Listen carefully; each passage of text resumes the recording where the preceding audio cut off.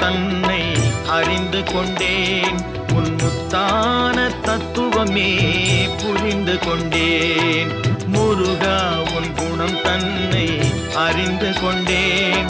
உன் முத்தான தத்துவமே புரிந்து கொண்டேன்.